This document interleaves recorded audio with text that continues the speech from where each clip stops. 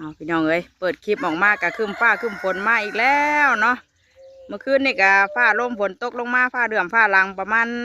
ตี 1ตี 2นี่แหละพี่น้องเอ้ยนอนกับบรับบัดนี้เนาะระแวงน้ำคะนาที่เฮาปั้นไป3-4รอบนี่ยามันขาดตื่นขึ้นมากันยังคือเก่าเมื่อคืนนี่จนฟันพี่น้องเอ้ยฟันว่าคะนาที่ปั้นไว้นี่มันไปเนาะตื่นมากะยังเต็มคือเก่าแต่ว่ามันมาเห็ดเส้นตัวนี้บัดนี้ไปมาเบิ่งน้ำกัน นี่พี่น้องเอ้ยตัวที่เฮาระแวงน่ะมันบ่ไปแต่ตัวที่บ่ระแวงน่ะไปบ้าง่ายบัดนี้เอาร่างกายนี่สิบ่ให้พักหยังเลยบ่ให้พักผ่อนเลยบ่พี่น้องเอ้ยเฮ็ดซ้ำสิเฮ็ดบาดนี่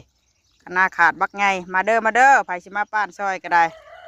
นักหน่วงกว่าเก่าบาดนี่เนาะของแต่ฝนตกลงมาไหลไปเบิดเลยโอ้น้ำก็เต็มคันไห้คันหน้าบาดนี่มาพร้อมเบิดทุกอย่างพี่น้องเอ้ย